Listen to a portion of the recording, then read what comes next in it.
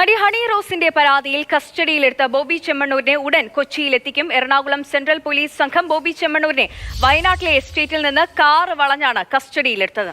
പുലർച്ചെ 4 മണി മുതൽ police Bobby ചെമ്മണ്ണൂരിന്റെ farm ഹൗസിന് മുന്നിൽ നിലയുറപ്പിച്ചിരുന്നു. പിന്നീടാണ് കസ്റ്റഡിയിലെടുക്കൽ നടന്നത്.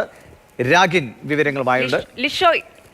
ലിഷോയ് വിവരങ്ങളുമായുണ്ട്. ലിഷോയ്, എവിടെ എത്തിയിരിക്കുന്നു പോലീസ് സംഘം ബോബി ചെമ്മണ്ണൂരുമായി? അല്പസമയത്തിന് തന്നെ കൊച്ചിയിലേക്ക് എത്തുമോ?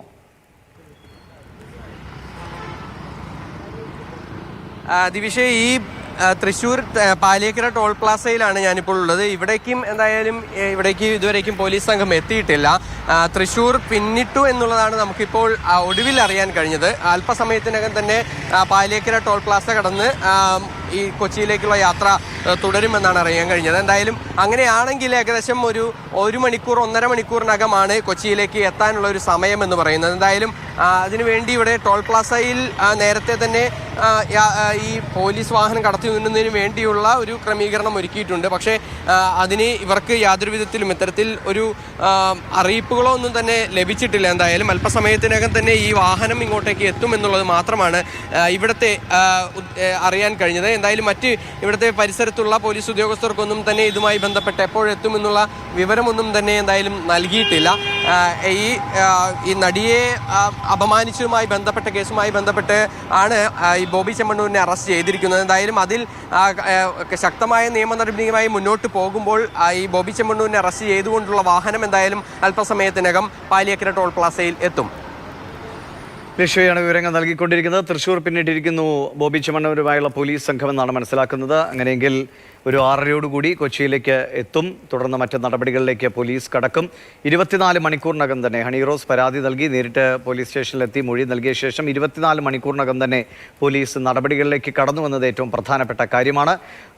ഇന്നലെ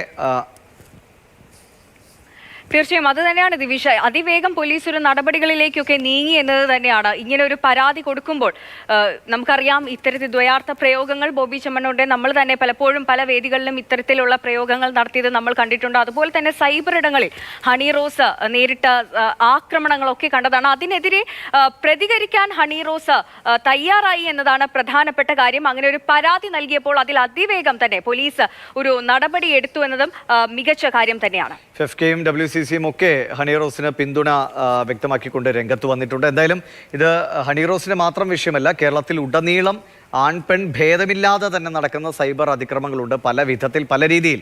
അത് ആളുകളെ മുച്ചൂട് മുടിക്കുക എന്ന നിലയിൽ പോലും ആളുകളെ തകർക്കുന്ന നിലയിലൊക്കെ അധിക്ഷേപ വാക്കുകൾ, കുടുംബാംഗങ്ങളെ പറ്റിയുള്ള അപവാദ പ്രചാരണങ്ങൾ, അങ്ങനെ പല വിധത്തിലാണ് സോഷ്യൽ മീഡിയയിലൂടെ നമ്മുടെ ഏറ്റവും വൈകൃത മനസ്സിൻ്റെ ഒരു പ്രകടനം പലപ്പോഴും നടന്നുകൊണ്ടിരിക്കുന്നത്. അതിനൊക്കെ ഒരു പരിധിവരെയെങ്കിലും തടയിടാൻ ഈ കടുത്ത നടപടികൾ, അല്ലെങ്കിൽ ഇങ്ങനെ കുറിക്കാൻ ഒരുങ്ങുന്നവർക്ക് ഇങ്ങനെയുള്ള വാക്കുകൾ കുറിച്ചിട്ടാൽ തന്നിലേക്ക് പോലീസ് എത്തുമെന്നൊരു ഭയപ്പാടെങ്കിലും ഉണ്ടാക്കി കൊടുക്കാൻ ഈ നടപടികൾ ഉപകരിക്കുമെങ്കിൽ അത് ഏറ്റവും പ്രധാനപ്പെട്ട ഒരു കാര്യമാണ്. കേരളത്തിൻ്റെ സോഷ്യൽ ഫാബ്രിക്കിനെ തന്നെ ബാധിക്കുന്ന നിലയിലേക്ക് സോഷ്യൽ മീഡിയയിലെ പല ഇടപെടലുകളും പോയിട്ടുണ്ട്. ആളുകളുടെ സ്വസ്ഥത കെടുത്തുന്ന നിലയിലേക്ക്. ഇപ്പോൾ ഹണി റോസിനെ ഇന്നലെ സൂചിപ്പിച്ചാണ് ഇനി ഇതും സഹിച്ച് ജീവിച്ചിരുന്നിട്ട് കാര്യമില്ല എന്ന തോന്നൽ ഉണ്ടാകുമ്പോഴാണ് ഇങ്ങനൊരു പരാതി നൽകാൻ പോകുന്നത്. ആളുകളെ അത്രയധികം മാനസികമായി പ്രതികരിക്കാതിരിക്കുമ്പോൾ എന്റർടൈൻ ചെയ്യുകയാണ് എന്നൊരു തോന്നൽ ഇങ്ങനെയുള്ള ആളുകൾക്ക് തോന്നും എന്നതാണ്.